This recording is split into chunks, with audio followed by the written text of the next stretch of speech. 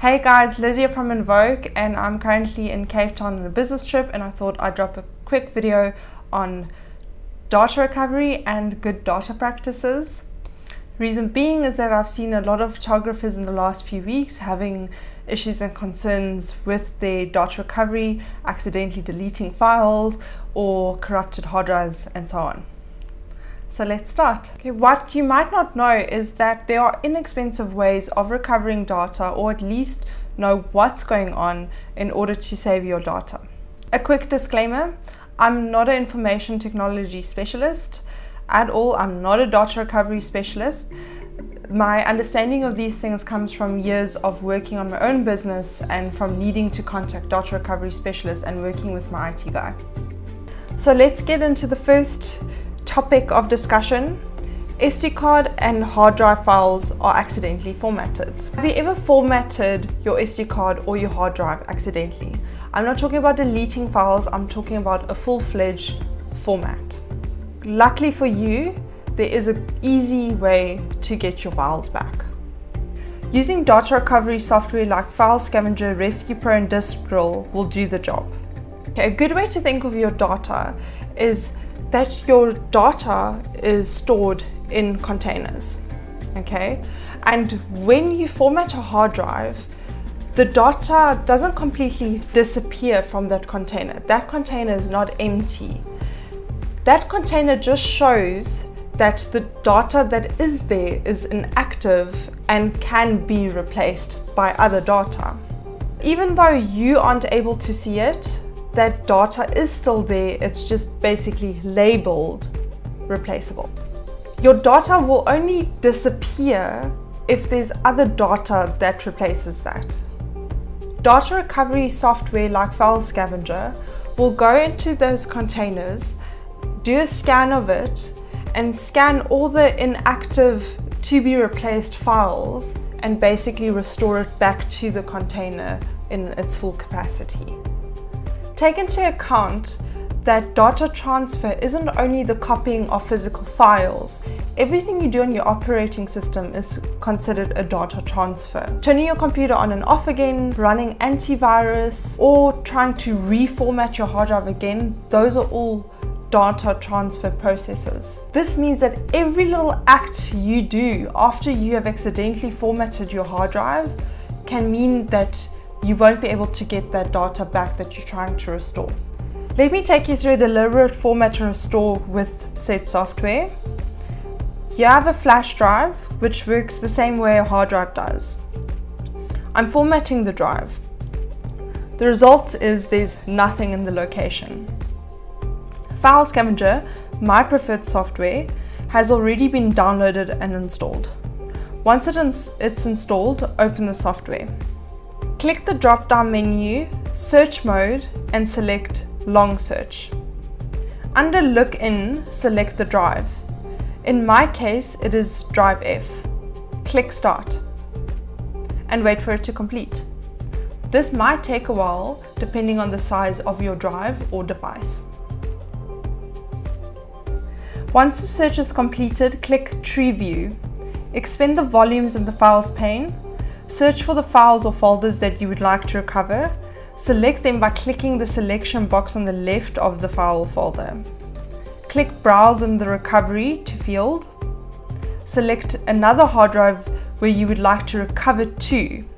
And please do remember, do not select the same drive to save to. This is a sure F-up. You want a different drive that you're recovering your data to.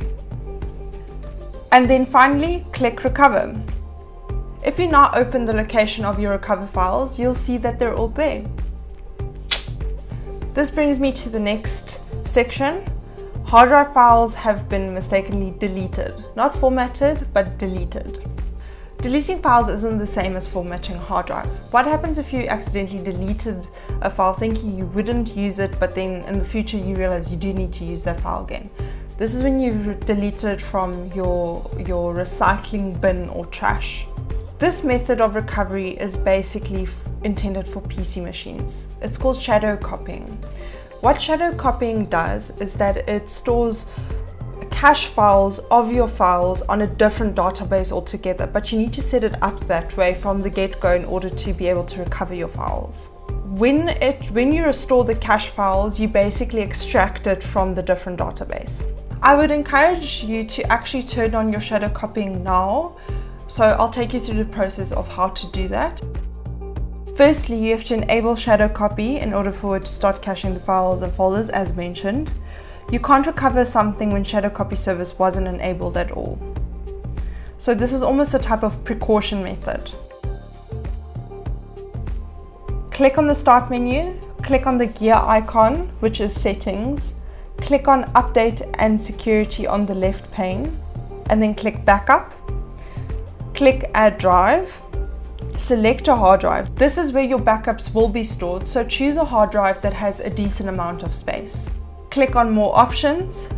Under backup these folders, select the folders you want to shadow copy or add folders that are not listed there automatically. Also take away the files that are there automatically because you don't necessarily want them to be backed up. Under backup my files, select the frequency at which the files are backed up. As a test, I will place a photo in a folder that has shadow copy enabled and then delete it. So let's recover it. Right click the folder, click properties and then click previous versions. Here you can open and view previous versions and either restore them in its primary location or restore them to another location. We just restored them to the primary location. Now it's back in the original place. Have you ever had the problem where your hard drive is completely empty and it wasn't you who did it? This could mean that the computer has formatted the hard drive, or it could potentially mean that the underlying file structure is corrupted. The bad news is that if the computer doesn't recognize the hard drive at all, if it doesn't pick it up at all, there's something seriously wrong and you need to contact a professional. In some cases, you can't restore the files yourself. That's just unfortunately how it is. You need a professional to do it. The good news is that most of these professionals are really good at what they do and they can restore the majority of your data. So what do? Stop what you're doing immediately, pull that hard drive out and send it to a data recovery specialist. Again, going back to that, the more you fiddle, the more damage you could be doing to it. So don't fiddle, don't try and switch your computer on and off. Immediately take it to a professional if your computer doesn't recognize that hard drive. So in short, why can't you recover it and why should you be sending it to a data recovery specialist? Essentially, in most cases, it's the circuitry that's faulty and not the actual platters that store the data. So what a data recovery specialist will do is that they will take the platters out of the device and they will put it in a new circuitry system, and then they can from that system recover your files. And why can't they recover all your data? So a lot of them will say we can recover up to 90% of your data. Hard drives are mechanical and sometimes things do happen where it just isn't able to be repaired at all. The major downside of this is that it can be very costly. Data recovery from a professional like that is costly. What you can do is, rather than taking it to your IT guy, take it to a data recovery specialist immediately. The IT guy is likely to actually take it to the data recovery specialist themselves. So this basically just skips that process because they might pay their own markup on saving the data, and you won't literally just be charged for the data recovery specialist's costs. Or potentially the IT specialist might be inexperienced in data recovery and they can cause more damage to the drive. What about when your computer doesn't turn on? So even if your computer doesn't turn on, it doesn't mean that your data is corrupted. It's generally an issue to do with your motherboard and not with your hard drive. The reason I bring this up is just so that you're aware of these types of services. Often what will happen is that an IT professional, this has happened to me, will charge you for data recovery even though there was a motherboard issue. So don't feel shy to actually speak to your IT professional when something like this happens and tell them, but I thought it was only a motherboard issue. How has that affected my hard drive and thus my data? And then lastly, I want to talk about better be safe than sorry. There are precautions that you can take to ensure that you have a chance to save your data. If you take these precautions seriously, you have a chance to save your business. Let's get down to basics. On the night of an event, I dump my footage immediately. So I have my laptop with me, or a hard drive like this one where there is a SD card slot and I can dump my footage directly onto this hard drive. And it's there and then. I've got a backup, I still have my cards, and that way, if anything gets damaged between two mediums, I am safe. So even if it gets stolen, I have another backup. Another reason I do it is it just makes me feel better to actually save those files as a backup the night of the event. Otherwise, I'll probably lie awake that night worrying that my cards got corrupted or something. Antivirus. If your system is looked after from the get-go, the chances of files getting corrupted is minimal. Invest in good antivirus. You do get cheaper options, but they don't properly cover your devices or your files. So this means that you might need to pay for antivirus that is considered professional to an IT professional. Ensuring that your system is safe should be a priority for a service that revolves around file storage. Antivirus is a must for your business. Get good quality SD cards and hard drives. There's a reason that some cards and hard drives are cheaper than others. The usage on those cards are different. What that means is that the amount of times these storage systems can be used is always limited, but more expensive cards can be used more often and they have a faster rate. So you can use them for more intensive processes like video recording and time lapses, and those processes take more strain on the card, specifically on the card circuitry. Generally, good quality SD cards will cost you more. The reason being is that the microchip technology in those SD cards are of a better material, and that material probably costs more. The cheaper SD cards, the circuitry is cheap, and that's why the lifespans on a cheaper card and a more expensive card varies. This also applies to hard drives. You want to get hard drives with good quality circuitry. And then lastly, make sure that you back up your files. Do this with online offsite backup. You don't want to do your backups to a hard drive because that hard drive can fail.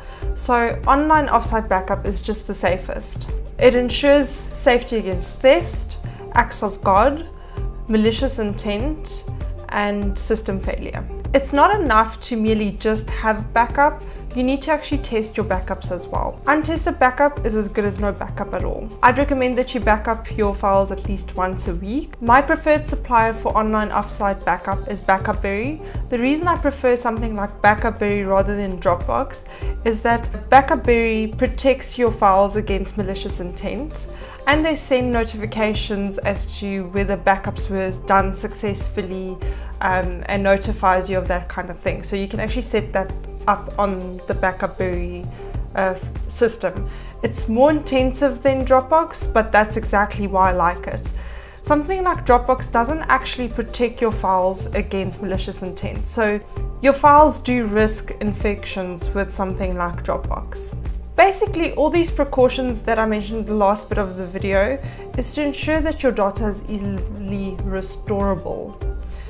So there are ways to recover data, but there's also ways to make sure that you're protected and that you don't get into specific situations that you can actually lose your data quicker. Better be safe than sorry. Thank you for watching. I hope that this video has been really informative and that it will help you in your business. These are small things that have helped my business and helped me to understand how my data works, specifically because photography in a lot of people's cases is a data or includes data and files in the service. If there are things that I might not have covered in this video, specifically related to data and data recovery, please feel free to ask me below. I will get to those questions as soon as possible, or I will contact my IT service provider and get them to answer the questions or I will do that on their behalf, but I will contact them if the question is something that goes beyond me. And then Invoque is really there just to help your business and to inspire you. So let me know what else you would like to see. Follow the social media links for Invoque. It will be in the description below or around here somewhere. And that way you can be inspired in between video posts. Thanks for watching. Huh?